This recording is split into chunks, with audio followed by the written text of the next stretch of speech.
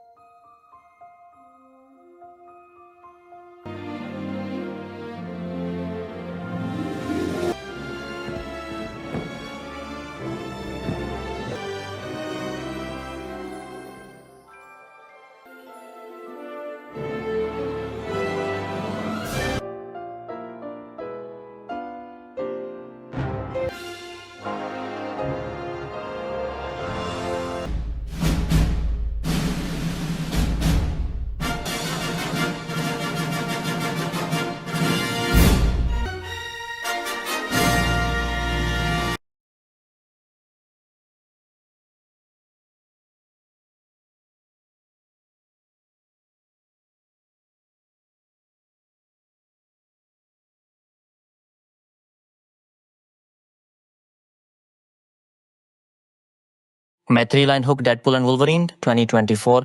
What happens when Marvel's craziest anti-hero teams up with the most dangerous mutant? Deadpool and Wolverine 2024 is packed with insane action, hilarious comedy, and shocking surprises you won't see coming. Stay with Filmy Review Hub as we break down the full story, hidden facts, and everything you missed. Deadpool and Wolverine is a 2024 American superhero movie based on Marvel Comics, bringing together two of Marvel's most iconic characters, Deadpool and Wolverine. The movie was directed by Sean Levy and written by Ryan Reynolds, Rhett Reese, Paul Wernick, Zeb Wells, and Sean Levy. It was produced by Marvel Studios, Maximum Effort, and 21 Labs Entertainment, with Walt Disney Studios Motion Pictures handling the worldwide release. Ryan Reynolds returns as Wade Wilson, better known as Deadpool, while Hugh Jackman makes his long-awaited comeback as Logan, aka Wolverine. The cast also includes Emma Corrin, Morena Baccarin, Rob Delaney, Leslie Uggams, Aaron Stanford, and Matthew McFadden. The story follows Deadpool as he teams up with a reluctant Wolverine from another universe to stop the Time Variance Authority, TVA, from wiping out his entire timeline. What starts as a crazy mission quickly turns into an action-packed adventure filled with wild fights, hilarious jokes, emotional moments, and multiverse chaos. Work on a third Deadpool movie first started back in late 2016 when 20th Century Fox still owned the character. Everything changed after Disney bought Fox in 2019, moving the project over to Marvel Studios and officially making Deadpool part of the Marvel Cinematic Universe MCU. In 2020, Wendy Molyneux and Lizzie Molyneux-Logellen came on board to help write the script. Sean Levy officially signed on as director in 2022, and the original Deadpool writers, Rhett Reese and Paul Wernick, returned to polish the screenplay. Even with a talented team, they struggled to lock down the right story until Hugh Jackman surprised everyone by agreeing to play Wolverine again in August 2022. That decision completely changed the direction of the movie and turned it into one of Marvel's biggest crossover events. Several familiar faces from the X-Men movies and other Marvel projects also returned, making the film feel like a huge celebration of Fox's Marvel Universe. Filming kicked off in May 2023 at Pinewood Studios, Bovingdon Studios, and other locations across England, along with scenes shot in Los Angeles. Production was temporarily paused because of the 2023 SAG-AFTRA actors strike, but filming resumed in November and officially wrapped up in January 2024. The movie's title was revealed shortly afterward. The soundtrack features an original score by Rob Simonson along with several classic songs, including Madonna's legendary hit Like a Prayer, which plays during some of the movie's biggest moments. This is also the first R rated movie in the MCU, keeping the same mature style, over the top action, and uncensored humor that fans loved from the first two Deadpool films. Deadpool and Wolverine had its world premiere on July 26, 2024, at the David H. Koch Theater in New York City before hitting theaters across the United States on July 26 as part of the MCU's Phase 5 lineup. The movie received plenty of praise for the incredible chemistry between Ryan Reynolds and Hugh Jackman, with fans loving the action, comedy, and non-stop entertainment. While some critics felt the story wasn't perfect, audiences still embraced the film in a big way. It became a massive box office hit, earning over $1.338 billion worldwide and ranking as the second highest grossing movie of 2024. It also became the highest grossing R-rated movie of all time and one of the biggest blockbuster films ever released. With an estimated net production budget of around $429 million, it's considered one of the most expensive movies ever made. The film picked up multiple award nominations and proved that Deadpool and Wolverine are one of the most entertaining duos in superhero history. Thanks to its huge success, Marvel has already started developing a sequel, meaning fans can look forward to even more wild adventures with the Merc with a mouth and everyone's favorite mutant. In 2018, Wade Wilson, better known as Deadpool, is a smart-mouth mercenary from Earth 1005. After surviving an experimental treatment for terminal cancer, he gains an incredible healing factor, but it leaves his entire body badly scarred. Using Cable's time travel device, Wade changes the past and saves his girlfriend, Vanessa Carlisle, from dying. Feeling like he's ready for something bigger, he travels to Earth 616, also known as the Sacred Timeline, hoping to become a member of the Avengers. Unfortunately, Happy Hogan turns him down and Wade returns home disappointed. 6 years later, Wade's life is completely different. He and Vanessa have broken up, he has retired from being Deadpool, and now works as a used car salesman alongside his best friend and former X-Force teammate Peter Wisdom. He still lives with his elderly roommate Blind Al and regularly hangs out with familiar faces like Dopinder Negasonic Teenage Warhead, Yukio Colossus, Shatterstar Buck, and the rest of his unusual crew. Even though he's trying to live a normal life, Wade can't shake the feeling that he's meant for something bigger. Everything changes during Wade's birthday party when agents from the Time Variance Authority TVA suddenly arrest him. He's taken to Mr. Paradox, who explains that the TVA exists outside of time and is responsible for protecting the sacred timeline and the entire multiverse. Paradox offers Wade the chance to leave his universe forever and live on the sacred timeline. Wade is excited about the opportunity until Paradox reveals some terrible news. His home universe is dying because its anchor being Logan Wolverine is dead. Since Wolverine was the one keeping that timeline stable, everything is slowly falling apart. Paradox plans to speed up the destruction by using a powerful machine called the Time Ripper, claiming it will give Wade's universe a quick and painless ending. Refusing to let that happen, Wade steals Paradox's tempad, travels to Wolverine's grave, and desperately tries to bring him back to life. But no matter what he does, Logan stays dead. When TVA agents attack, Wade grabs Wolverine's adamantium skeleton and hilariously uses the bones as weapons to fight them off. Realizing he can't revive the original Logan, Wade begins jumping across the multiverse, searching for another version of Wolverine who can replace the one his world lost. Eventually, Wade returns to the TVA with a different version of Wolverine.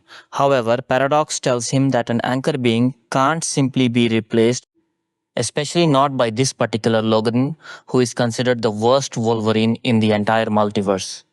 According to Paradox, this version of Logan made terrible mistakes, failed the people who depended on him, and carries more guilt than any other Wolverine alive. When Wade figures out that Paradox is secretly acting without permission from his TVA bosses, Paradox gets rid of both Wade and Logan by sending them to the Void, a massive wasteland located at the end of time where forgotten people and timelines are dumped forever. The two immediately start fighting each other in one brutal battle after another, but because both of them heal almost instantly, neither can actually win. Eventually, they realize they are stuck together whether they like it or not. Wade convinces Logan that the TVA might be able to change the painful events of his past if they can escape the Void. While searching for a way out, they run into Johnny Storm, also known as the Human Torch of the Fantastic Four. Before they can get very far, they are captured and brought before Cassandra Nova, the incredibly powerful twin sister of Professor Charles Xavier. Cassandra possesses terrifying telepathic and telekinetic abilities and rules over the void after making a deal with the TVA. She enjoys controlling everyone around her and has absolutely no mercy. On the way to Cassandra's base, Wade jokes that Johnny had been talking trash about her behind her back. Cassandra quickly proves she doesn't have much of a sense of humor by brutally killing Johnny right in front of them. She then leaves Wade and Logan to be devoured by the monstrous cloud creature Alios, but the pair manage to escape using a jetpack they find inside Cassandra's compound. After narrowly surviving, they discover an abandoned diner where they finally slow down long enough to eat and open up about their deepest regrets. Wade explains that in his world, Wolverine died while protecting Laura X-23, the young mutant clone he had helped raise. Their journey continues when they meet a surprisingly friendly Deadpool variant called Nicepool, who points them toward a resistance group fighting against Cassandra. Along the way, Wade accidentally admits that he isn't even sure if the TVA can actually fix Logan's past, making Logan furious. Feeling manipulated, Logan attacks Wade and the two beat each other unconscious. Logan lashes out, telling Wade that there's a reason both the Avengers and the X-Men rejected him, even though those teams usually accept almost anyone. When they wake up, Wade and Logan are rescued by the Resistance. The group includes Laura, X-23, Elektra, Blade, and Gambit, heroes whose own universes were destroyed after losing their anchor beings. Wade suggests joining forces to defeat Cassandra once and for all. Laura convinces Logan that despite his past failures, he still has a chance to become the hero he was always meant to be. Together, they come up with a plan to storm Cassandra's fortress, distract her forces, and find a way back home. While the Resistance battles Cassandra's army, Wade and Logan use Juggernaut's magical helmet to block Cassandra's psychic powers. Laura had previously defeated Juggernaut and recovered the helmet, giving them their only chance against her. Cassandra warns them that removing the helmet will restore her powers, and she promises to kill them if they take it off. Things take another unexpected turn when Cassandra is betrayed by her own follower, Pyro, who secretly works for Paradox. Pyro shoots Cassandra, nearly killing her because Paradox sees her as a bigger threat than Wade or Logan. The only way to save Cassandra is to remove Juggernaut's helmet. Logan convinces Wade to trust her, even though there's no guarantee she'll spare them afterward. Once the helmet comes off, Cassandra heals herself and surprisingly opens a portal with a sling ring, allowing Wade and Logan to return to Earth 1005 after learning about Paradox's plan to destroy every timeline using the Time Ripper. Cassandra kills Pyro for betraying her and follows Wade and Logan back to their universe. She decides that instead of destroying just one world, she'll erase every timeline in existence and leave only the void behind. She also summons an army of Deadpool variants, leading to one of the movie's funniest and most over-the-top battles. During the fight, Nicepool is killed, while dozens of alternate Deadpools attack Wade and Logan until Peter suddenly arrives and calms them down. Paradox reveals that the only way to stop the Time Ripper is for someone to disrupt the flow of matter and antimatter powering it. Doing so would trigger a massive explosion that should kill whoever attempts it. Refusing to let either one make the sacrifice alone, Wade and Logan work together to destroy the machine. Their combined effort stops the Time Ripper, kills Cassandra, and somehow allows both heroes to survive by sharing the blast together. Soon afterward, Hunter B-15, one of the TVA's top leaders, arrests Paradox and thanks Wade and Logan for saving Earth 1005 and preventing its complete destruction. In the end, Wade asks Hunter B-15 to rescue the Resistance members trapped in the void and also hopes she can rewrite Logan's painful past. She explains that Logan's tragic history cannot be erased because those experiences are what shaped him into the hero he is today. However, she does allow this version of Wolverine to stay permanently in Wade's universe. During a final gathering with Wade's friends, including a rescued Laura, Logan encourages Wade to reconnect with Vanessa and finally give their relationship another chance, ending the adventure on an emotional and hopeful note. Casting Ryan Reynolds' return as Wade Wilson, better known as Deadpool, formed the foundational pillar of the entire casting strategy for the 2024 film. Reynolds had originated the role in the 2016 standalone feature after years of personal advocacy, including the viral leaked test footage that ultimately convinced 20th Century Fox to greenlight the project. By the time Disney acquired Fox and integrated the character into the Marvel Cinematic Universe framework, Reynolds was already functioning as both a star and co-writer, ensuring that the character's irreverent, fourth wall breaking voice remained intact. His dual role as producer through maximum effort further cemented creative control over every casting decision, allowing him to prioritize performers who could match the film's specific tonal blend of crude humor, emotional sincerity, and large scale action. Reynolds' chemistry with co stars was treated as non negotiable.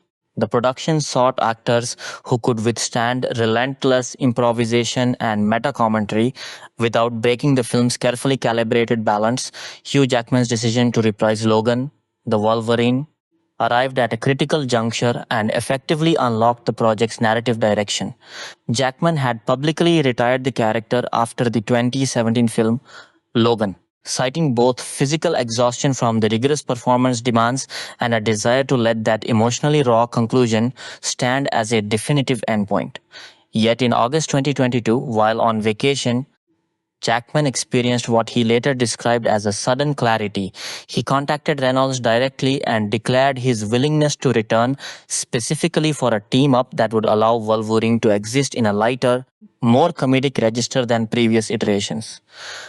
Reynolds and director Sean Levy had been struggling to find a story that felt sufficiently original and MCU worthy. Jackman's call provided the missing element. The pair immediately presented the idea to Marvel Studios president Kevin Feige, framing the partnership as a once-in-a-generation opportunity. Jackman's involvement also dictated certain production realities. The film would need to accommodate his physical preparation for the iconic yellow and blue suit, a costume he had never previously worn on screen in its comic-accurate form, and it required careful negotiation around the character's status as an anchor being whose death in one timeline threatened the stability of others.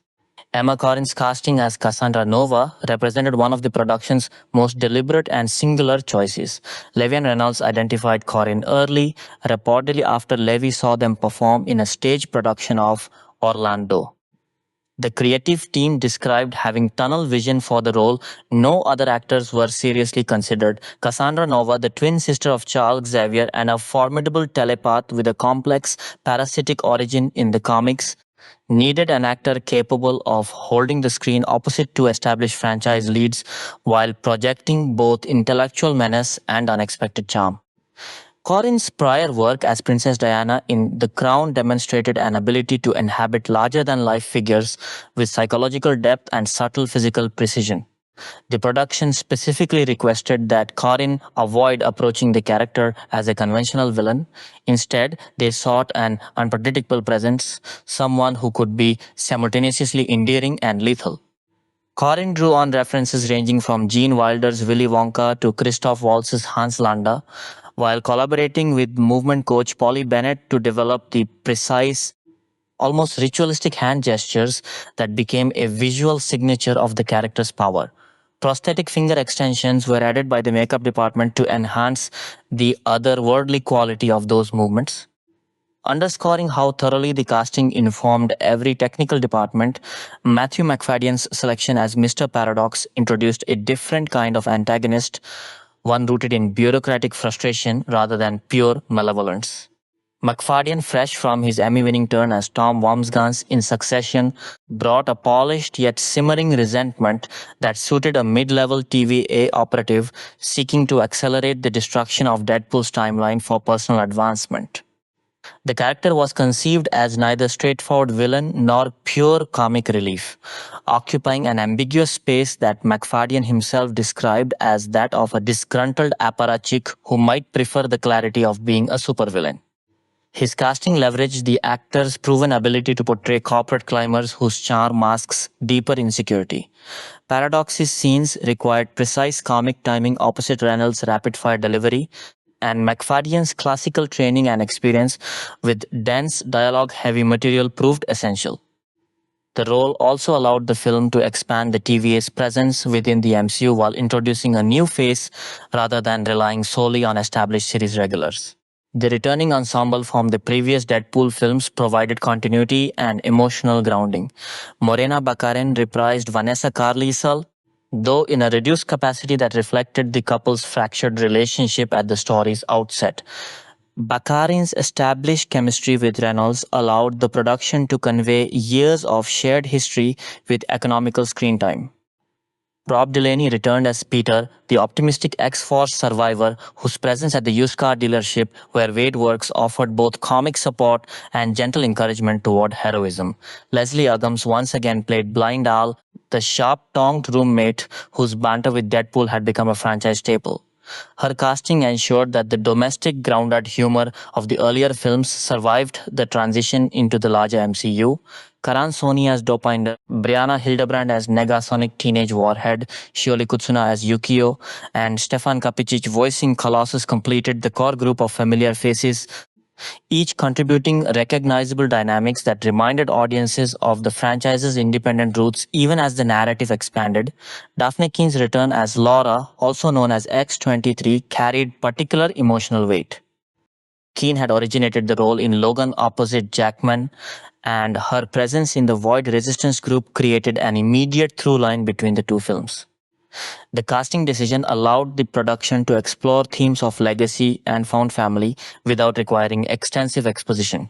Keen's physical commitment to the role, training intensively for the choreography alongside the other Resistance members, mirrored the dedication shown by the rest of the ensemble and reinforced the film's respect for the character's previous iterations. The surprise cameos that populated the Void Resistance and the Deadpool core were assembled through an unusually direct and personal process. Sean Levy and Ryan Reynolds consistently reached out to the actors themselves before involving agents or lawyers, relying on existing professional relationships and shared goodwill. Chris Evans' appearance as Johnny Storm, the Human Torch from the Fox Fantastic Four films, was engineered as a deliberate misdirection. Audiences conditioned by Evans' long tenure as Captain America initially assumed he was reprising that role. The reveal that he was instead the earlier, more brash version of the character became one of the film's sharpest meta-jokes. Evans had previously worked with both Reynolds and Levy on Free Guy, facilitating the informal outreach that secured his participation. Jennifer Garner's return as Elektra similarly leveraged personal connections. Garner had overheard Reynolds and Levy discussing the project on the set of The Adam Project and expressed interest. Her willingness to train intensively for the action sequences a week before principal photography demonstrated a level of commitment unusual for a cameo appearance. The production treated her Elektra as a fully realized combatant rather than a nostalgic footnote, integrating her into the Resistance choreography alongside the other fighters. Wesley Snipes' reprise of Blade carried additional layers of history.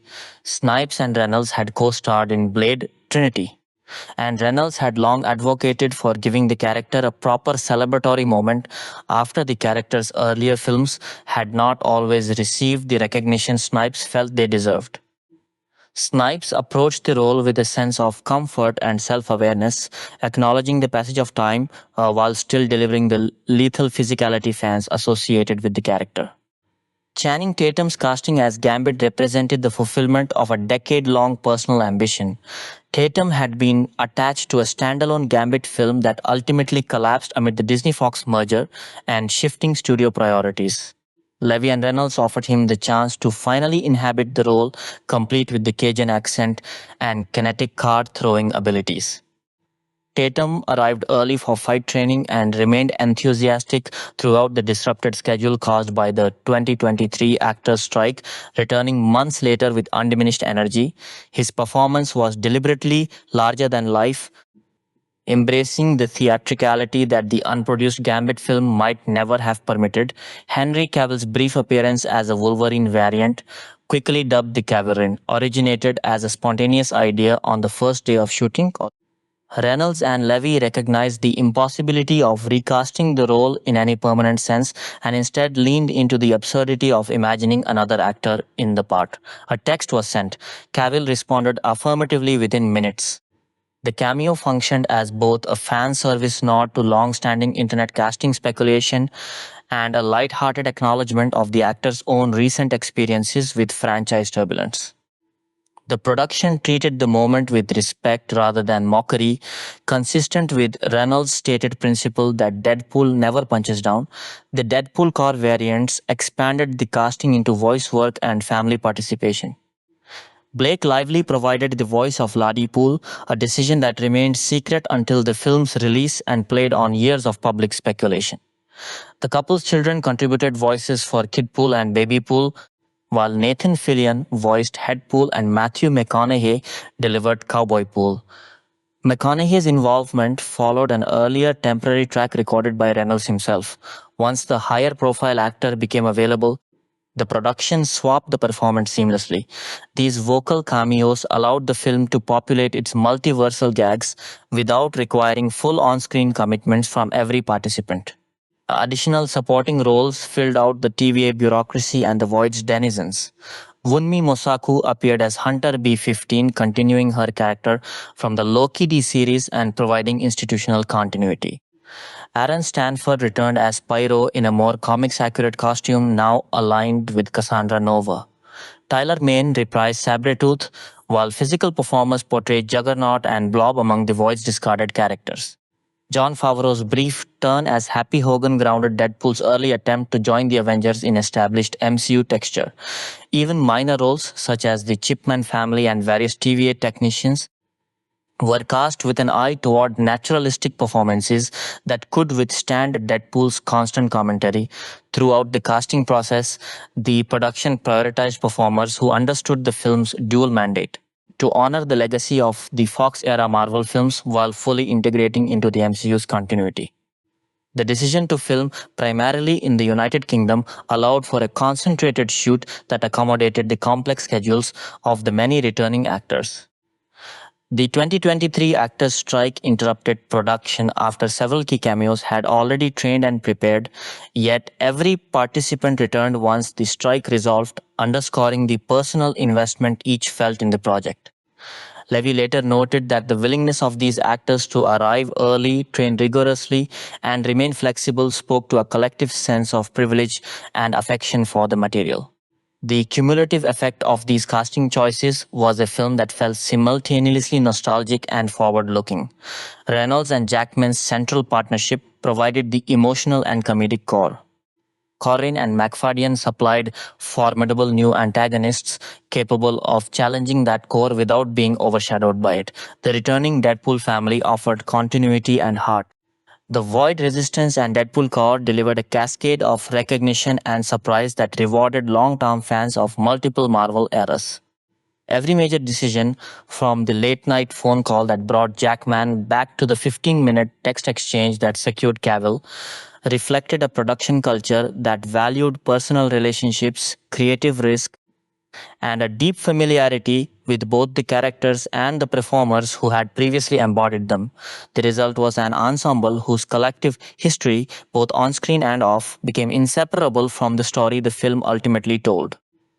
Production development and pre-production, the road to Deadpool and Wolverine was one of the longest and most winding development journeys in the history of the Marvel Cinematic Universe, stretching back nearly 8 years before the film finally reached theaters. Its origins can be traced to late 2016.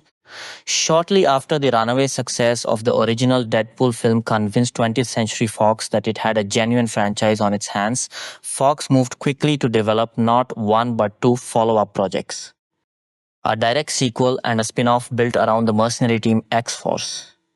Tim Miller, who had directed the first film, opted not to continue with the series after clashing creatively with star and producer Ryan Reynolds, which opened the door for David Leitch to take over directing duties on Deadpool 2, released in 2018. With Leitch occupied by the sequel, Fox began searching for a filmmaker who could shepherd a third installment, One that writer Rhett Reese suggested would be a more personal character-driven story compared to the ensemble-oriented X-Force concept that was meant to follow Deadpool 2. Everything shifted in December 2017 when Disney announced its intention to acquire 21st Century Fox, a deal that would eventually bring Deadpool, the X-Men, and a host of other Marvel properties under the same corporate roof as the Marvel Cinematic Universe. Disney CEO Bob Iger addressed the tension between the R-rated Deadpool brand and the family-friendly reputation of Marvel Studios' PG-13 output directly, indicating that Reynolds' foul-mouthed anti-hero would eventually be folded into the MCU.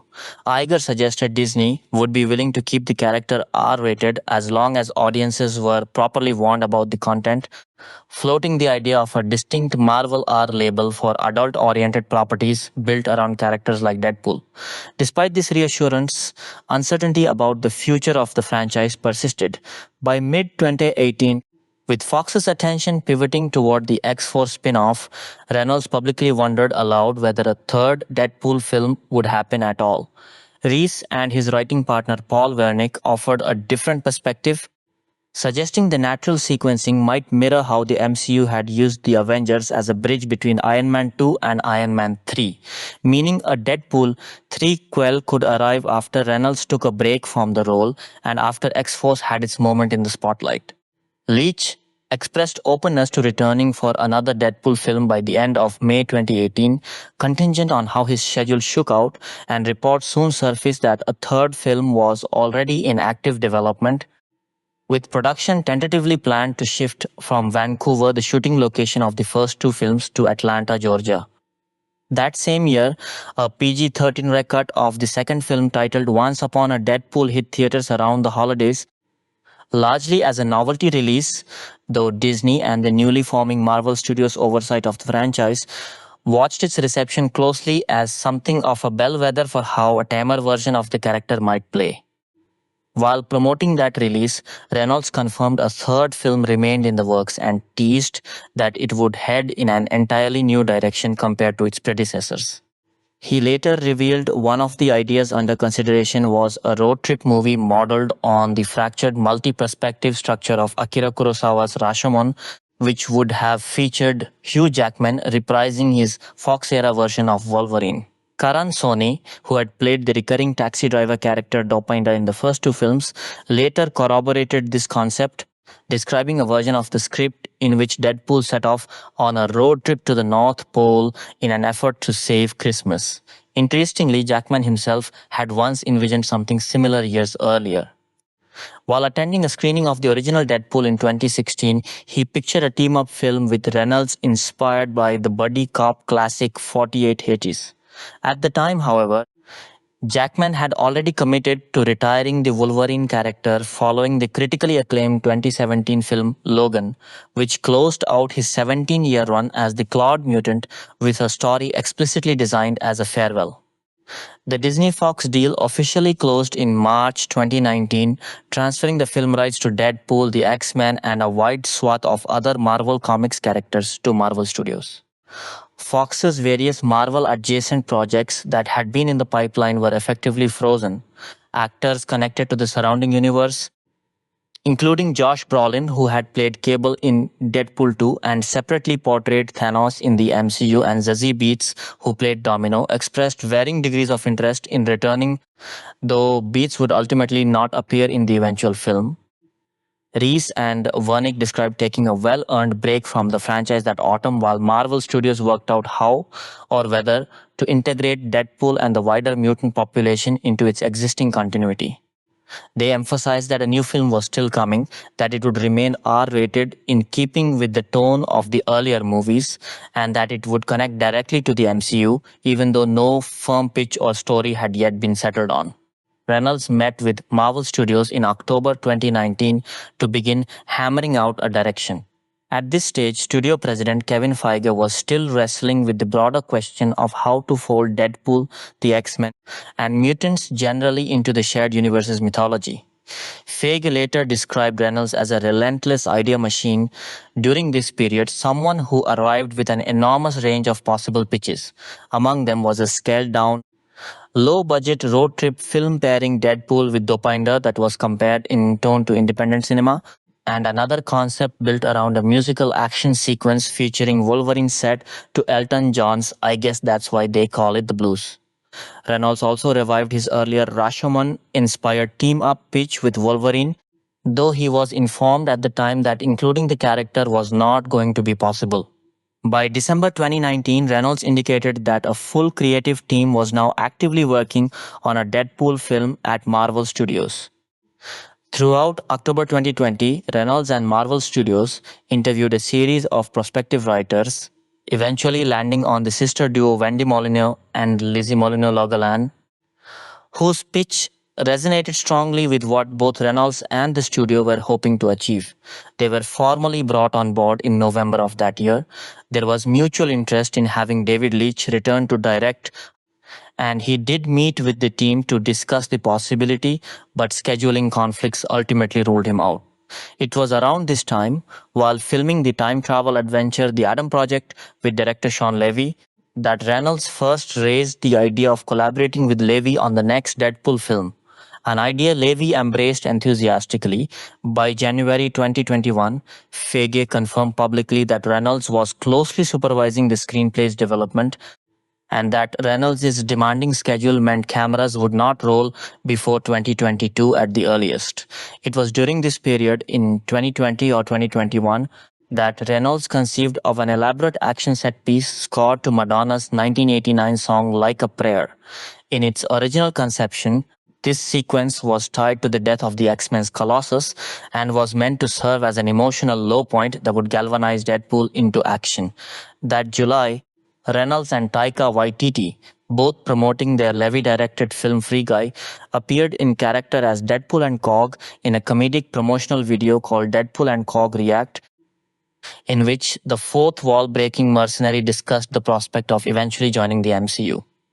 The following month, Feige confirmed that filming would begin sometime in 2022 and that the studio already had a release window in mind.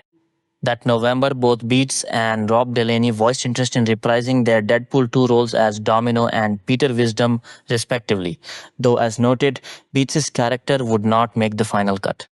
Sean Levy was formally announced as director in March 2022. He indicated that principal photography would not begin until sometime after the year was out, given his existing commitments.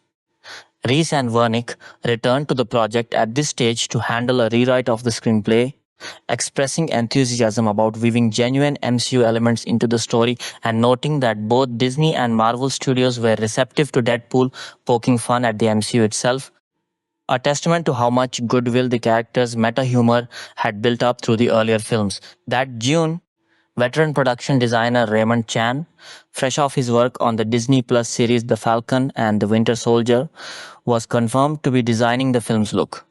The following month, Feige suggested the movie would represent a leap forward for the franchise in the same way that certain third-chapter MCU films had elevated their respective series, name-checking Captain America, Civil War, Thor, Ragnarok, and Avengers.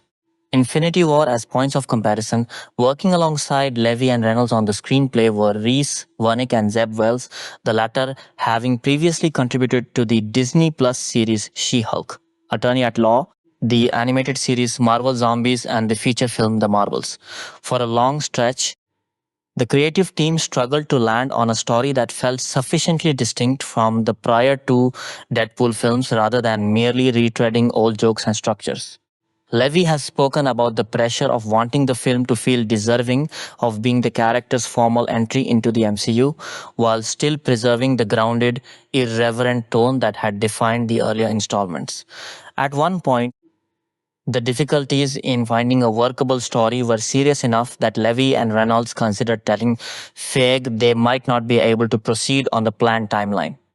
Executive producer Wendy Jacobson has said Marvel itself was similarly stuck on finding the right central idea. The turning point arrived in August 2022 when Hugh Jackman reached out to Reynolds to express interest in being part of the project. Reynolds, who was gearing up for a meeting with Feige specifically to discuss their unresolved story problems, quickly recognized that bringing Wolverine into the fold could resolve many of the issues the writer's room had been grappling with.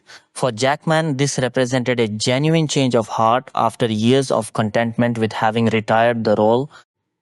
He later remarked that a team up with Reynolds sounded like it could be more fun than almost anything he had ever done professionally. Feige initially cautioned Jackman against returning, feeling that Wolverine's death in Logan stood as one of the most powerful character send offs in the genre's history, and that revisiting it risked undermining that achievement. Jackman was ultimately won over by the notion of playing an entirely different variant of Wolverine from another corner of the multiverse, a version untethered from the continuity of Logan, and after taking time to mull it over during a long solo drive, he committed to the project. Reynolds announced Jackman's return in September 2022, at which point the film carried a planned release date of September 6, 2024. The producing team by this point included Feige, longtime X-Men franchise producer Lauren Schuler Donner, and Reynolds and Levy through their respective banners, Maximum Effort and 21 Laps Entertainment. Simon Kinberg, a veteran producer of the earlier Fox-era Deadpool films, joined as an executive producer, describing the new film as a project authored collectively by Levy, Reynolds, and Feige, all of whom he said cared deeply about the characters of Logan, Deadpool, and Wolverine. Both Reynolds and Jackman were adamant from the outset that nothing in the new film should retroactively alter or diminish the events of Logan. Levy has repeatedly cited protecting that film's legacy as a top priority throughout development. Jackman personally reached out to Logan director James Mangold to walk him through the plan, and reported that Mangold was both excited by the concept and relieved that his own film story would remain untouched. For a long stretch, the project didn't even have a settled title. Jackman suggested early on that it might not simply be called Deadpool 3, and various working names circulated among the creative team, including the Deadpool Wolverine film, Wolverine and Deadpool, Deadpool versus Wolverine, Deadpool and Wolverine, and Deadpool 3 with Wolverine. In February 2024, a title leaked online, Deadpool and Friend, which Reynolds claimed at the time was official. The backlash from fans was swift and negative, and the studio unveiled the actual title, Deadpool and Wolverine, just a day later. Levy has explained that despite being technically the third film in the Deadpool series, he resisted numbering it because the story functions as a genuine two-hander built around both title characters rather than a solo Deadpool vehicle with supporting players. Reynolds, for his part, insisted the finished film still carried the unmistakable DNA of the earlier Deadpool movies in terms of tone, replete with violence, profanity, and what he called meta mayhem, going so far as to call it the most quintessentially Deadpool movie the franchise had yet produced. The film's budget proved to be a point of significant scrutiny.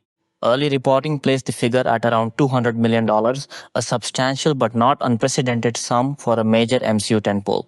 However, tax filings released by Disney in 2025 revealed that the true cost had ballooned well beyond initial estimates, with a gross production cost of $533.7 million, reduced to a net figure of $429 million once various tax credits were factored in. This places the film among the most expensive movies ever made, with much of the cost overrun attributed to the extensive disruptions caused by the dual Hollywood labor strikes of 2023, which forced a lengthy production shutdown and all the attendant costs of maintaining sets, crew retainers, and rescheduling that came with it. Pre-production work began in earnest by October 2022. Remarkably fast turnaround of less than 2 months after Jackman had signed on, a Pace executive producer Wendy Jacobson described as among the quickest she had witnessed for a production of this scale. At this stage, the release date was pushed to November 8, 2024 to make room for other MCU films experiencing their own scheduling shifts. By December 2022, Levy confirmed cameras were slated to roll in May 2023.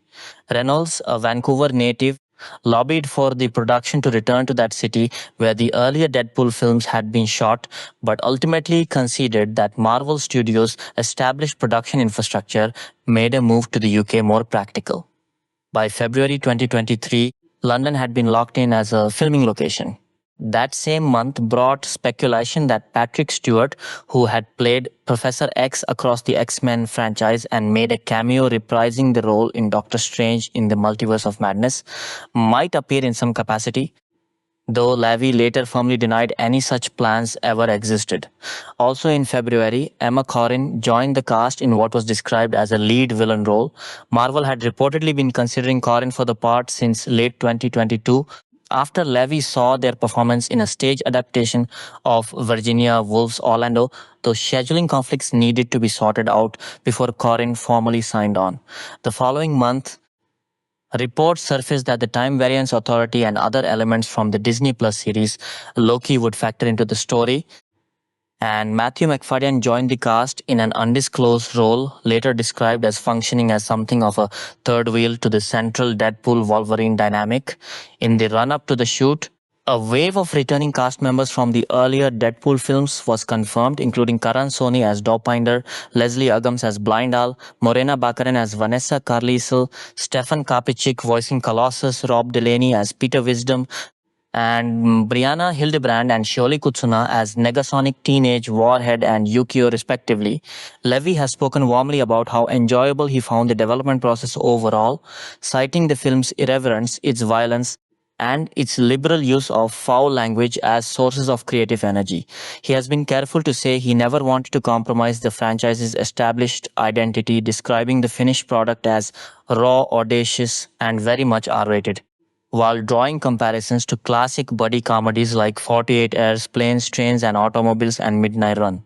Karan Soni echoed this sentiment, noting the script leaned fully into the fact that the character was now operating inside the machinery of the MCU, including jokes that poked fun at Feige himself. According to Levy, only a single line in the entire script drew a note from Disney requesting a change.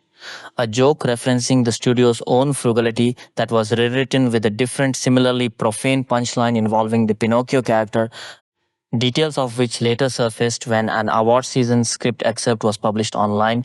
Costume design fell to Graham Churchyard and Mace C. Rubio, both returning MCU collaborators.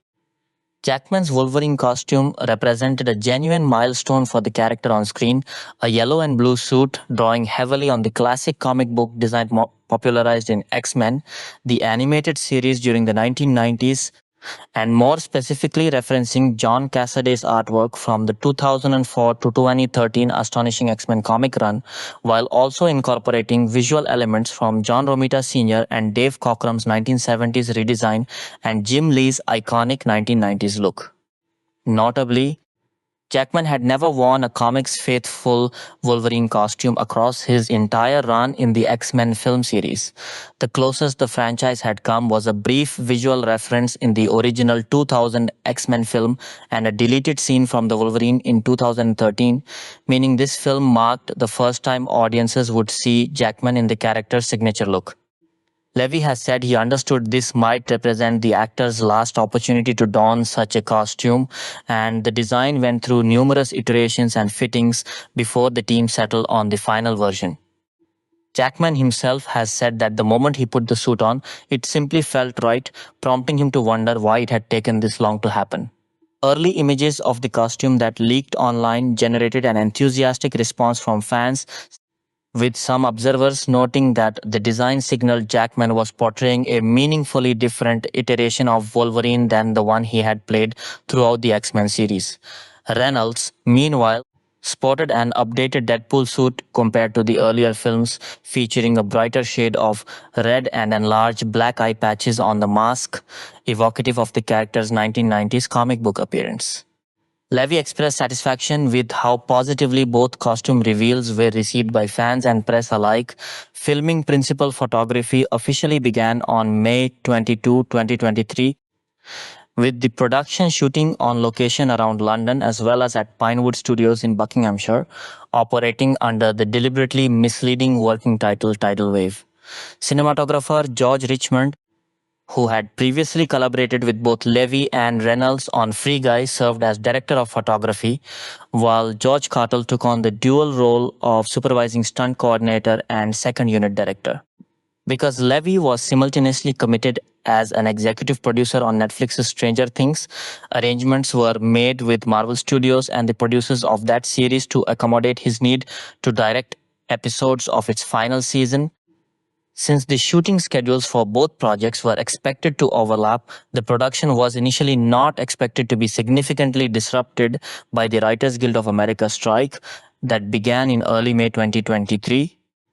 Beyond the obvious complication that Reynolds, himself a credited writer, would be unable to contribute further script revisions once filming was underway, a role he had taken on directly during the shoots of the previous two films. Reports at the time suggested Marvel Studios planned to shoot as much usable material as possible during principal photography and address any necessary script adjustments during scheduled reshoots later on. Wherever feasible, the filmmakers prioritized shooting on actual locations rather than sound stages, a choice Levy and others have said was driven by a desire to keep the film feeling grounded and tactile rather than overly polished or artificial.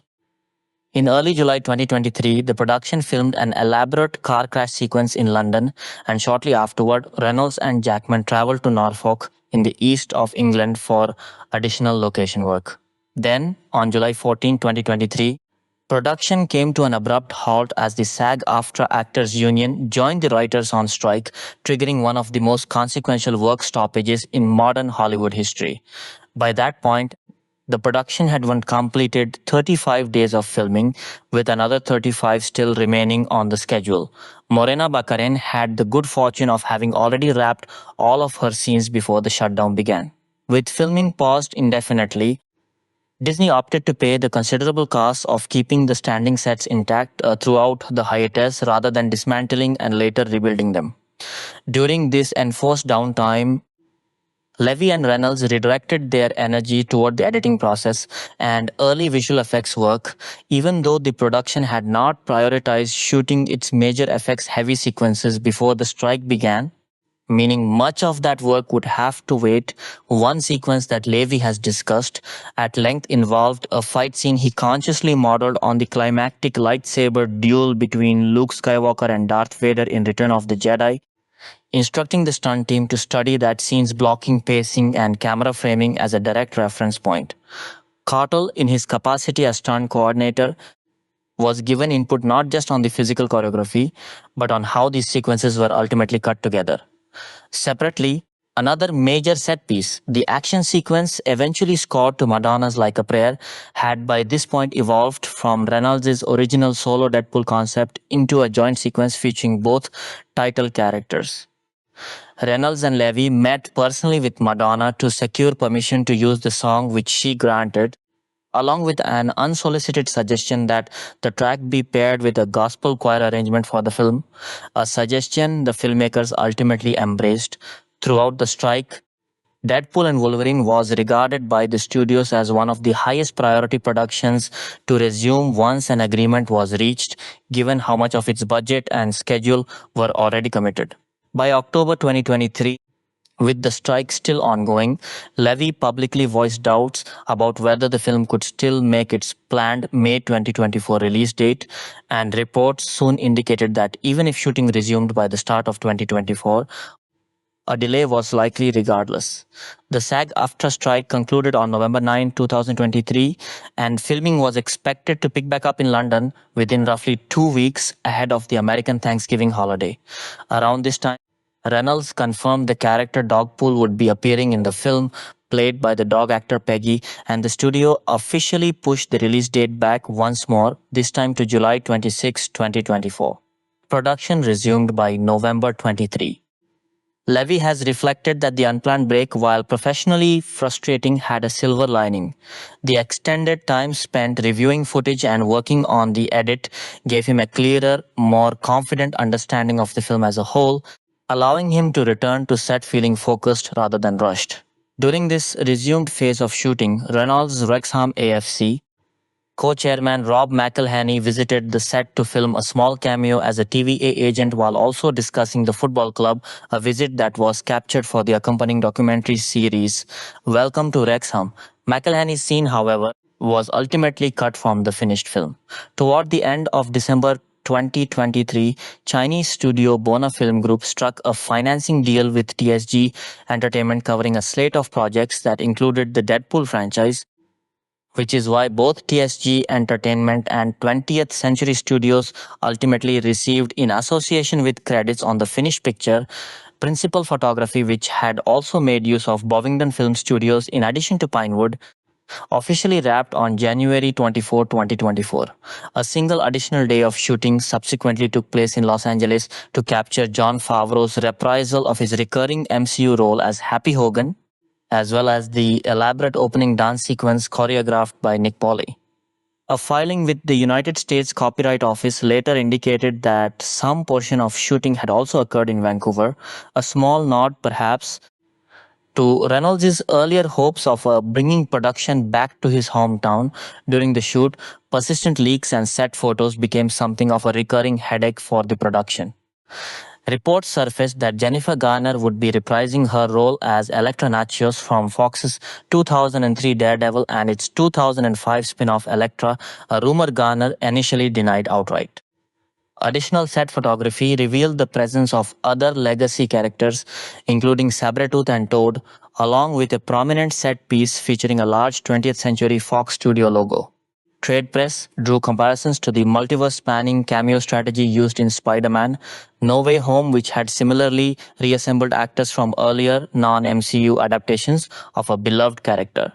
Levy acknowledged some of the swirling rumors, including persistent fan speculation that pop star Taylor Swift might cameo as the mutant Dazzler, without confirming which, if any, were accurate. Swift ultimately does not appear in the film, and Levy later stated definitively that no such plans had ever existed.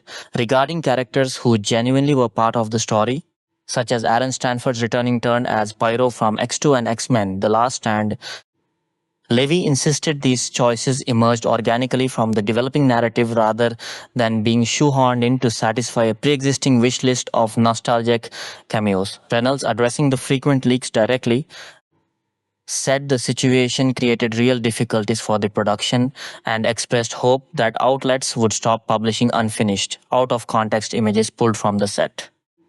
He noted with some irony that the Deadpool franchise as a whole owes its very existence to a leak, since the original film only moved forward after test footage was leaked online years earlier and generated an overwhelming fan response. Levy, for his part, characterized the presence of paparazzi around the production as simply an unavoidable cost of choosing to shoot on real-world locations.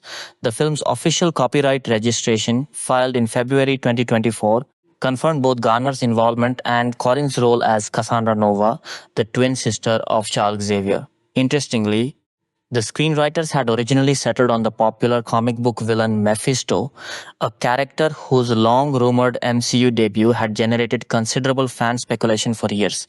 As the story's primary antagonist, before Jackman himself suggested pivoting to Cassandra Nova, given her the direct thematic connection to Wolverine's history with Professor X beyond the marquee cameos that made it into the finished film, several other actors were approached but ultimately did not appear.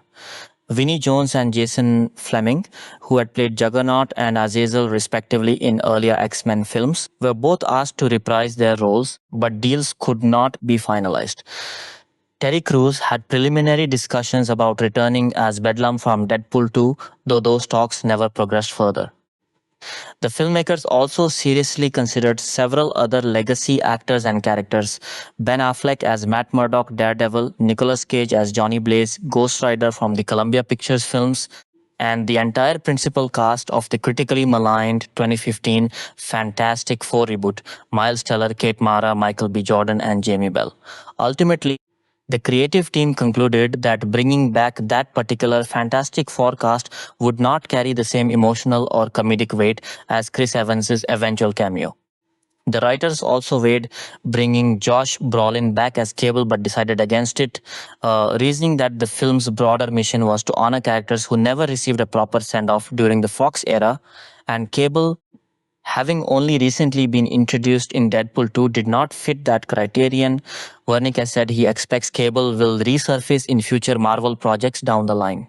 The film's dense web of returning legacy characters ultimately included Aaron Stanford reprising Pyro, Daphne Keane returning as Laura X-23 from Logan, Jennifer Garner as Elektra, Wesley Snipes as the vampire hunter Blade from New Line Cinema's trilogy, and Chris Evans appearing as Johnny Storm Human Torch from Fox's Fantastic Four films rather than in his far more famous MCU role as Captain America, a deliberate misdirection the film plays with by initially leading audiences to assume Evans is reprising Steve Rogers before the reveal.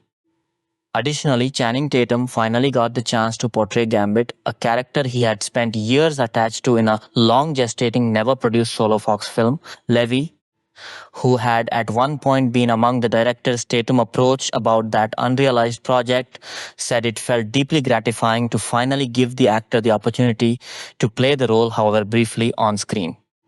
The filmmakers were candid about wanting to give some of these characters, Snipes' Blade in particular, a more satisfying send-off than they had received in their original franchises. Snipes reportedly assumed his days playing Blade were permanently over once Marvel Studios cast Mahershala Ali in the role for the character's proper MCU debut and was genuinely surprised to be approached for this film. He and Reynolds had fallen out of touch since co-starring in the poorly received 2004 film Blade. Trinity, a shoot on which Snipes had reportedly struggled with Reynolds' comedic sensibility, working together again on Deadpool and Wolverine, Snipes has said finally allowed him to appreciate what Reynolds had been going for all along, turning the experience into an enjoyable one. Because Marvel did not hold the legal rights to reuse Blade's iconic black leather trench coat from the New Line films, an entirely new costume had to be designed for the character. Evans, meanwhile, reportedly agreed to return almost immediately given his existing rapport with Reynolds and appreciation for his sense of humor. His new costume subtly blended visual elements of both his Captain America uniform and his earlier Human Torch look. For Evans's profanity-laden monologue during the film's post-credits scene, Reynolds offered to have cue cards on hand, but Evans opted to memorize the dialogue outright, eager to nail the performance without assistance. Tatum, for his part, has expressed genuine gratitude at finally being included in a live-action Gambit portrayal after long assuming the opportunity had passed him by. An additional scene was even shot depicting his character surviving the film's climactic events, glimpsed briefly on background monitors during the post-credits sequence, with Reynolds later releasing an extended version of the footage online as a tantalizing hint at a possible future for the character. Elsewhere, the writers had originally hoped to bring Robert Downey Jr. back as Tony Stark Iron Man for a scene alongside Favreau's Happy Hogan, but Downey declined after reading the material, the only instance during the entire production, according to Reese and Wernick, in which an actor turned down an offered role. A later trailer confirmed Daphne Keane's return as Laura, though Keane had previously and repeatedly denied any involvement while she was busy promoting the Star Wars series The Acolyte. Marvel elected to reveal her participation in the trailer specifically after Keane requested to be able to attend the film's premiere. She has said she drew inspiration for her secretive denials from Andrew Garfield's similarly misdirecting comments ahead of the release of Spider-Man: No Way Home. A tribute sequence woven into the film's credits pays direct homage to Fox's decades of Marvel-based films, celebrating and effectively bidding farewell to that era of adaptations. Livy has identified legacy and the idea of proper narrative endings as central thematic threads running through the film, themes that directly inform the decision to assemble what he has jokingly referred to as a who's who of discarded Marvel characters. Post-production visual effects work on the film was overseen by supervisor Sven Gilberg, with contributions from an extensive roster of vendors including Industrial Light and Magic, ILM, Framestore, Base FX, Barnstorm VFX, Reynolds VFX, Rising Sun Pictures, and Veta FX. Framestore came aboard during pre-production to handle pre-visualization work and ultimately delivered 420 final shots for the picture. Among their key contributions were the elaborate battle against an army of Deadpool variants, deliberately staged and edited to resemble a single unbroken take, requiring extensive environment work and digital crowd duplication, as well as the climatic confrontation involving Cassandra Nova and the Time Ripper device, which reused a spaghettification visual effect the company had originally developed for the second season of Loki. Framestore also handled the effects work, bringing Dogpool to life on screen, including giving the dog actor Peggy a pair of digitally rendered goggles designed to produce an exaggerated cartoonish googly eyes effect. ILM, meanwhile, was responsible for 614 shots, concentrated primarily on the sequences set within the void. Because of the extended production hiatus, portions of these scenes were shot months apart during entirely different seasons. Some in summer, others in winter, requiring visual effects to smooth over the resulting inconsistencies and maintain a cohesive wintry look throughout. The physical set built for Cassandra's arena was digitally extended to appear as though carved from the corpse of a colossal Ant-Man. For the gruesome death of Johnny Storm, in which Cassandra telekinetically strips away his skin before his body collapses in on itself, the ILM team reportedly studied the traveling bodies, the exhibition anatomical display as visual reference, while also adding a small bit of dark comedy, a single blink from Johnny right before his final collapse, to keep the moment from tipping too far into pure horror. Both Framestore and ILM contributed to realizing Cassandra Nova's signature psychic ability, which manifests as her hand passing directly through another character's face.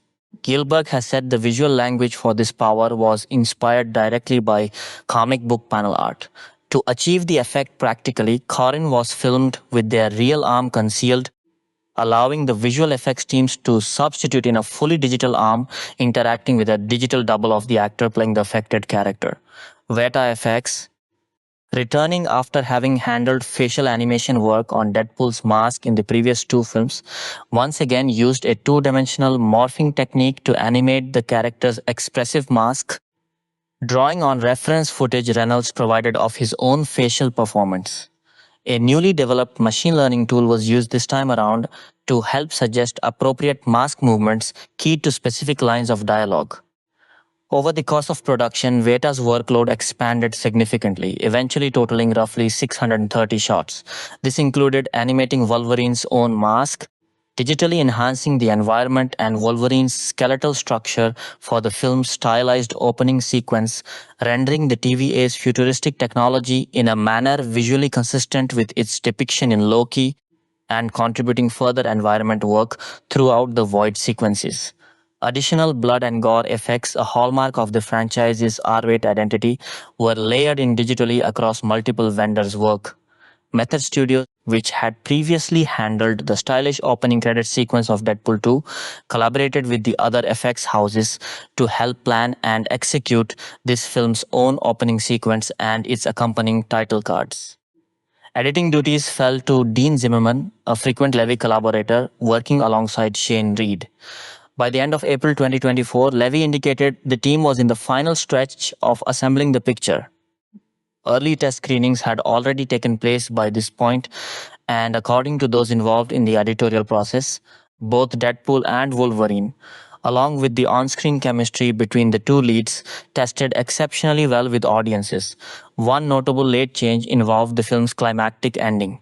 In its original cut, the sequence immediately revealed that Deadpool and Wolverine had survived their apparent sacrifice in stopping the Time Ripper. It was Reynolds' wife, actress Blake Lively, who suggested holding back that confirmation for a bit longer, allowing genuine suspense about the character's fate to build before the reveal. The revised version of the scene, which now includes an emotionally charged speech from Mr. Paradox reacting to what appears to be the hero's ultimate sacrifice, was shot during a day and a half of reshoots. Levy has credited Lively's suggestion with making the ending land far more powerfully than it had in its original form. Lively herself, along with a couple of her and Reynolds' children, contributed voice cameos as various Deadpool variants, a choice Levy attributed simply to their being conveniently available at the time recording was needed. Interestingly, Walker Scobell, Reynolds' young co-star from The Adam Project, had originally been cast to provide the voice for the child variant known as Kidpool, but during the extended production period, his voice deepened noticeably due to puberty, forcing the filmmakers to recast the role with Reynolds' own daughter, Inez. Scobell instead ended up voicing an unseen Deadpool variant, delivering a single crude line of dialogue in a scene that was ultimately cut from the finished film. Similarly, Reynolds initially recorded a placeholder voice for the Western-themed variant Cowboy Pool before actor Matthew McConaughey agreed to take over the role. Jokes referencing specific cast members' personal lives were reportedly cleared with those individuals ahead of time, including a scripted line poking fun at Jennifer Garner's divorce from Ben Affleck, as well as an improvised joke referencing Jackman's own divorce. Post-production on the film was officially completed on June 19, 2024, just over a month before the movie's theatrical debut.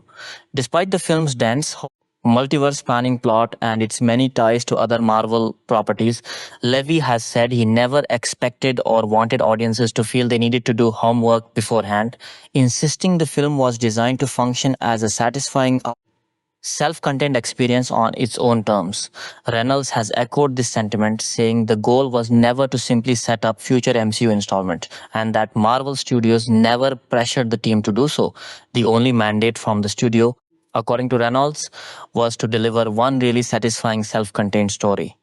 Music composer Rob Simonson was brought on board to score the film by mid-July 2023. Simonson had previously worked with the director Sean Levy on both The Adam Project and the fourth season of Stranger Things, making him a natural fit for the project given that existing creative relationship. His original score for the film is anchored by a central theme titled LFG, which serves as Deadpool's signature musical motif throughout the picture, a soundtrack album compiling songs featured in or thematically tied to. The film was released digitally through Hollywood Records on July 24, 2024, with a corresponding physical release following 2 days later on July 26. In total, the soundtrack collects 17 songs used throughout the film alongside LFG itself.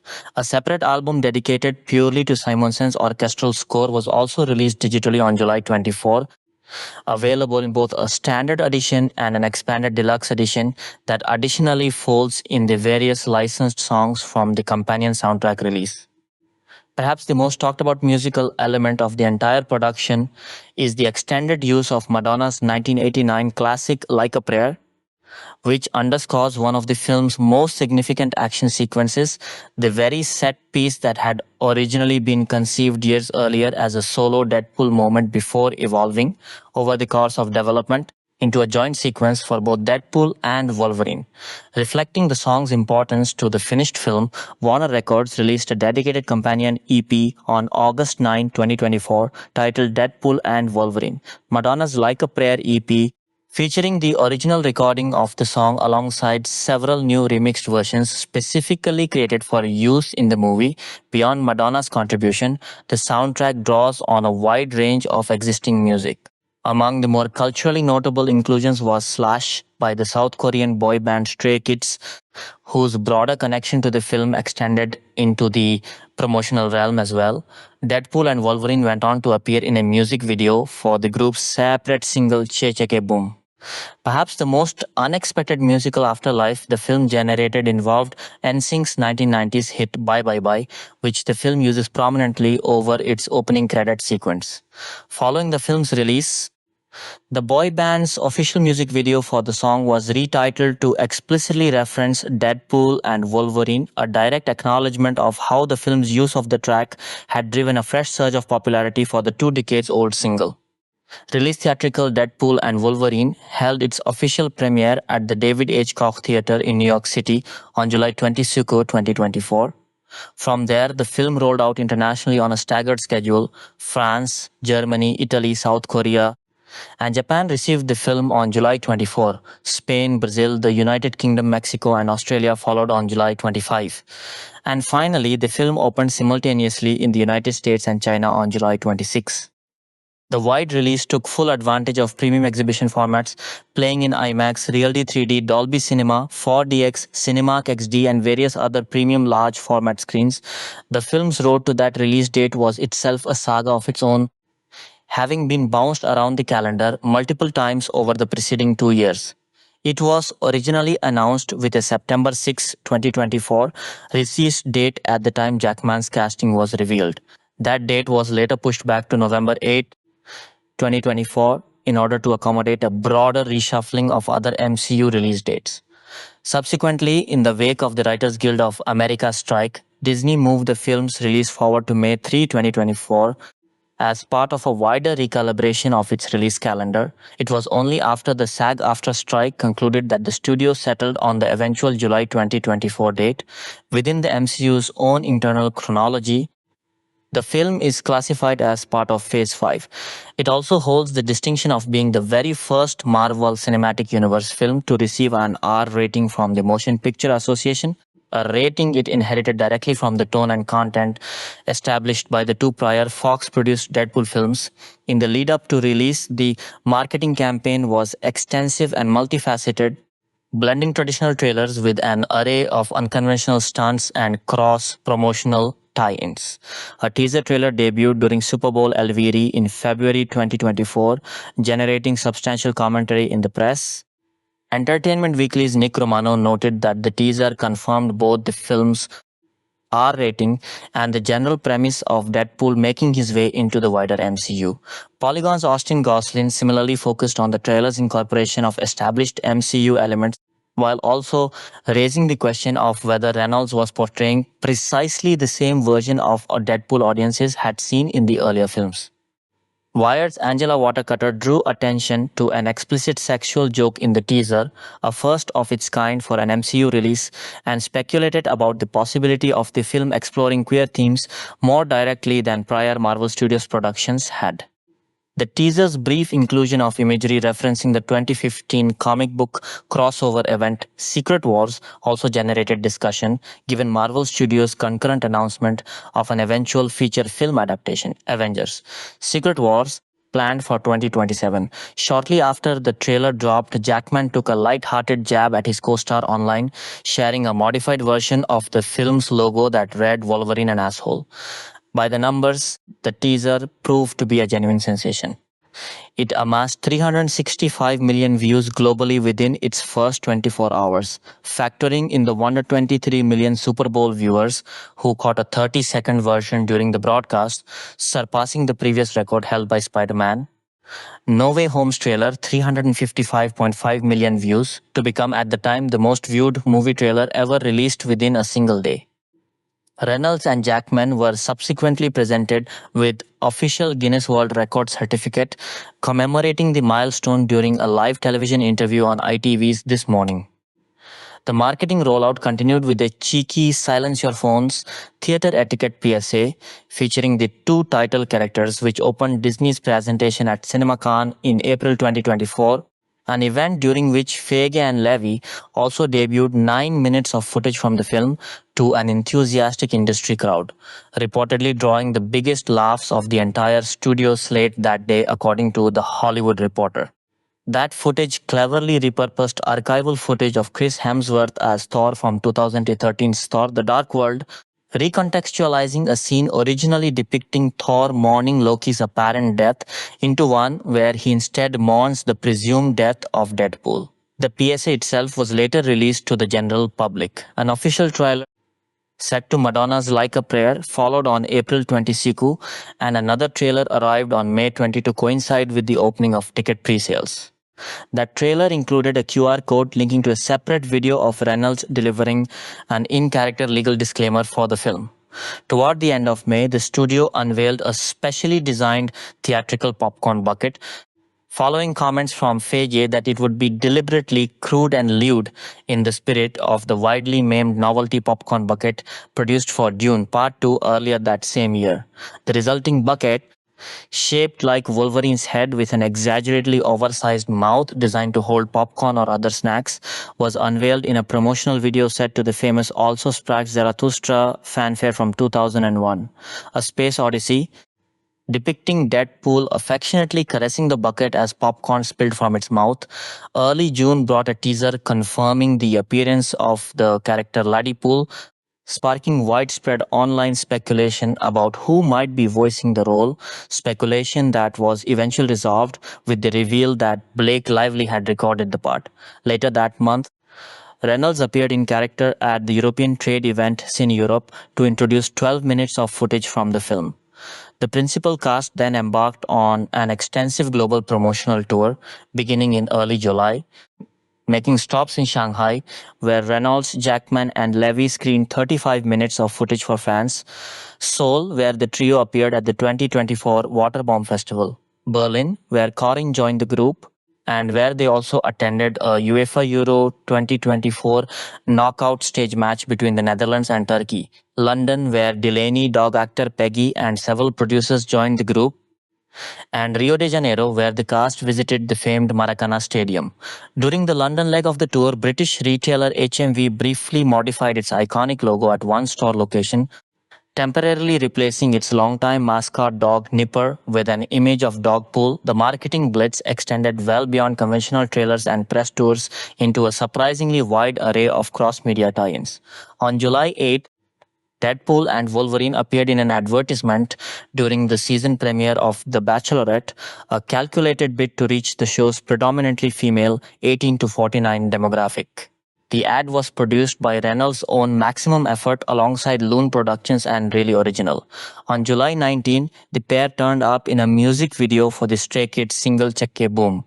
Reynolds, an investor in the Alpine Formula One team, arranged for the team's car to carry special Deadpool and Wolverine livery for the 2024 Belgian Grand Prix on July 24 as a further promotional push.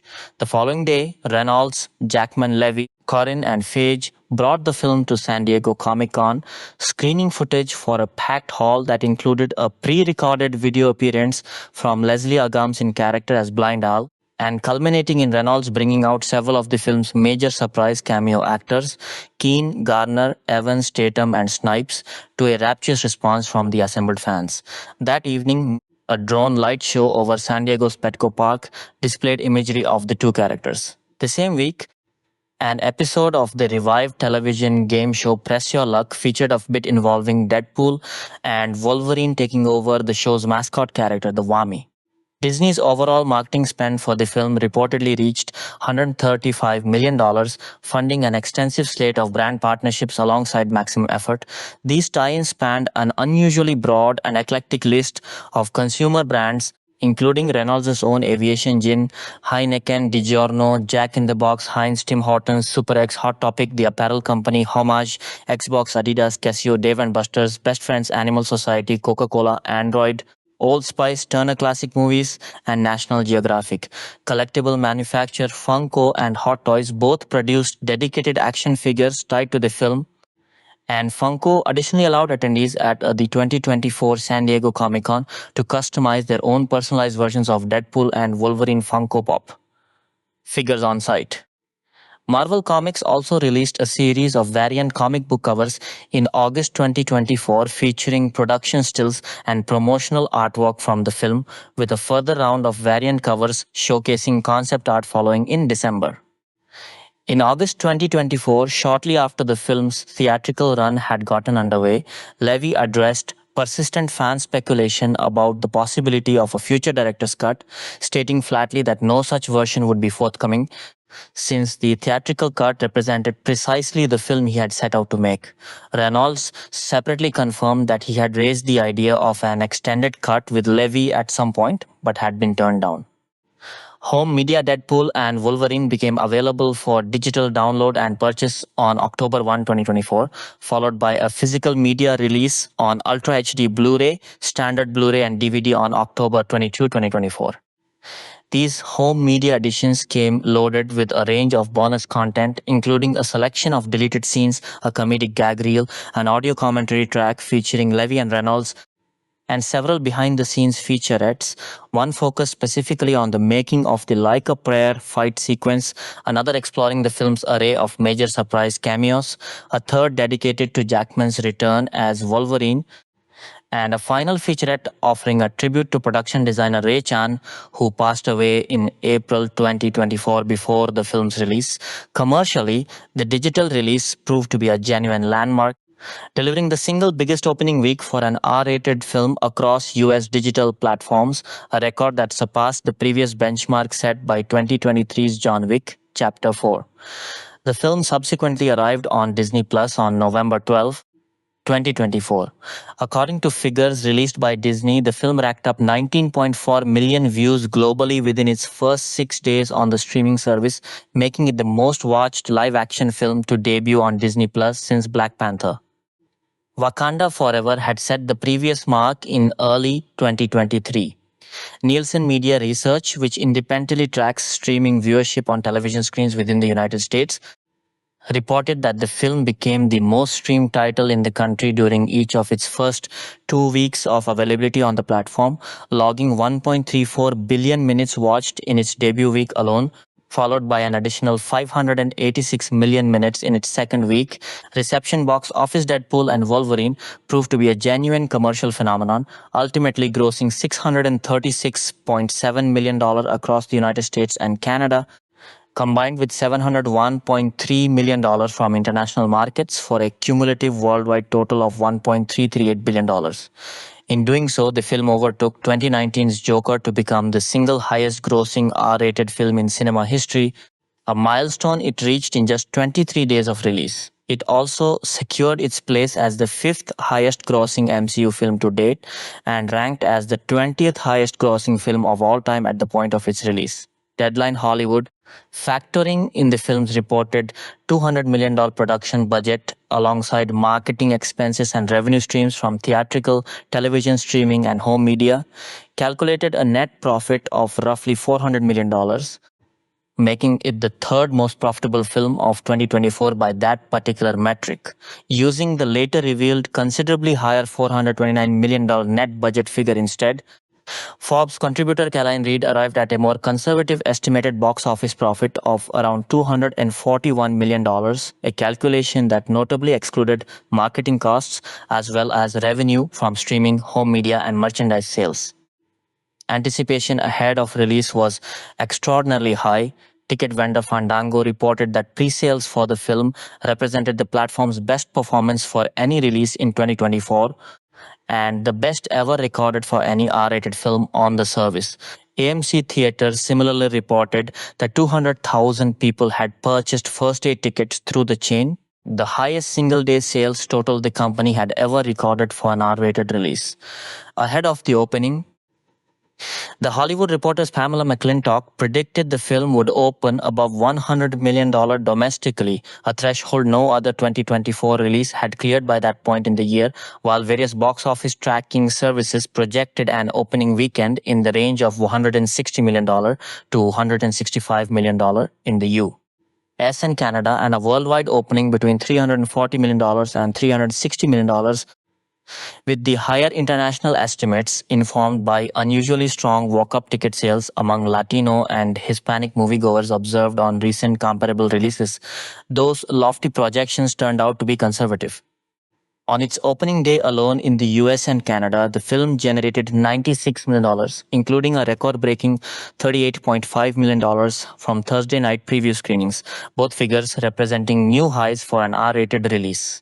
The film went on to significantly exceed even the more optimistic early forecast for its opening weekend, ultimately pulling in $211.4 million domestically and $444.6 million worldwide. That gave the film the single biggest opening weekend ever recorded for an R-rated release, the biggest opening weekend of any film released in 2024, and the sixth biggest domestic opening weekend of all time at that point. The film's box office haul was substantial enough that it recouped its publicly reported production budget within just 2 days of release. Within 3 days, it had also become the highest grossing R-rated film in Disney's entire studio history, surpassing the studio's previous record holder in that category, 1990's Pretty Woman. The film continued setting daily box office records throughout its opening week, posting the biggest ever Monday gross for an R-rated film at $24.4 million, the biggest Tuesday at $25.3 million, the biggest Wednesday at $19.3 million, and the biggest non-preview Thursday at $18 million.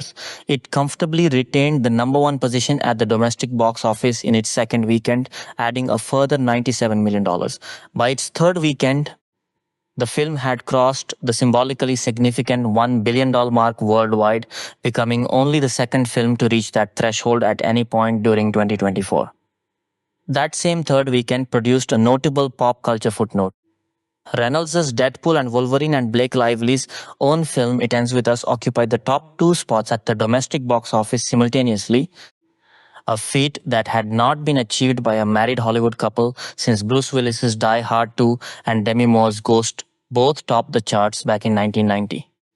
The film's dominant run at the top of the charts finally ended in its fourth weekend when it was overtaken by the newly released Alien. Romulus, though it managed to climb back to the number one position for both its fifth and sixth weekends of release. It remained within the domestic top 10 for a full 11 weeks, eventually closing out its theatrical run as the second highest grossing film of 2024 worldwide, trailing only Inside Out 2 and settling into position as the 20th highest grossing film in box office history at the time. Beyond North America, the film's strongest individual markets were the United Kingdom's 73.8 million, China 59.7 million, Australia, Mexico 43.5 million, and Germany 40.7 million. Critical response, the critical reaction to Deadpool and Wolverine landed in a genuinely interesting middle ground. Reviewers were broadly enthusiastic about the central performances and the film's comedic sensibility, while remaining considerably more reserved in their overall assessment of the movie as a complete piece of storytelling. On the aggregator Rotten Tomatoes, the film settled at a 77% approval rating based on 421 collected reviews, with an average score of 6.9 out of 10. The site's official critics' consensus praised Reynolds' ability to slot comfortably into the MCU with his characteristically sharp wit, while crediting Jackman with providing a sturdy emotional backbone to the proceedings, ultimately describing the film as an irreverent romp carrying an unexpected fondness for an earlier era of superhero cinema. Metacritic, which calculates a weighted average across its pool of critics, assigned the film a score of 56 out of 100 based on 58 reviews, a figure the site categorizes as indicating mixed or average reception, a notably more tepid read than Rotten Tomatoes figures might suggest. Audiences, by contrast, responded far more enthusiastically. Those surveyed by CinemaScore gave the film an average grade of A, matching the grades earned by both of its predecessors, while exit polling conducted by PostRec found 96% of respondents rating the film positively, with 85% saying they would definitely recommend it to others. Individual reviews reflected this general split between admiration for specific elements and more measured judgments of the whole. Deadline, Hollywood's Pete Hammond, wrote approvingly that the central team-up between the two title characters exceeded even the most optimistic expectations fans might have harbored, and singled out Jackman's performance as the finest work he had done in the role across his entire tenure as Wolverine. Empire's Ollie Richards was similarly complimentary of Jackman, arguing the actor elevated the material during its more pivotal moments and managed to deliver a genuinely moving character arc despite the film's relentless barrage of crude humor. Richards additionally praised the film's decision to prioritize the immediate experience of its central duo over excessive table setting for the wider MCU. Writing for RogerEbert.com, critic Matt Zolositz awarded the film 2.5 out of 4 stars, describing both Jackman and Reynolds as delivering genuinely affecting performances as two broken, abandoned men, and singling out his emotional investment in their characters during the film's climactic, deliberately overwrought emotional crescendo. Collider's Ross Bonham felt the character of Deadpool was finally able to reach his full potential once integrated properly into the MCU, while also arguing Jackman was given license to portray a version of Wolverine even more brutal and unrestrained than in any of his prior appearances. The Associated Press's Krista Foria found the central relationship between the two leads, often described in reviews as tinged with an undercurrent of homoerotic tension, despite the characters' mutual hostility, to be one of the film's most compelling elements. San Francisco Chronicle critic Mick LaSalle praised the contrast the film strikes between Jackman's committed, straight-faced dramatic performance and Reynolds' persistent comic energy. Other critics offered similarly warm assessments centered on the film's humor and its meta-textual relationship with the broader superhero genre. The Seattle Times' Dominic Baez described the film as pure, unadulterated fun and characterized it as a genuine love letter aimed squarely at longtime Marvel fans. CNN's Brian Lowry highlighted the way the film showcased Marvel Studios' surprising willingness to poke fun at itself. The Hollywood Reporter's David Rooney noted that the film's constant stream of meta-humor was dialed up to radioactive levels, and argued that this humor represented the single sturdiest element holding the film together. Faria, elaborating further on her earlier praise, suggested the increased emphasis on self-aware genre commentary marked a genuine improvement over the two prior Deadpool films. Taken together, the overall critical narrative that emerged treated Deadpool and Wolverine less as a triumphant creative achievement and more as an effective, crowd-pleasing celebration of its two lead performers and of several decades of superhero cinema history, a film whose greatest strengths lay in its cast chemistry, its irreverent comedic voice, and its genuine affection for the characters and actors being honored, even as many reviewers found its broader narrative structure and thematic ambitions comparatively less impressive than the sum of its individual moments.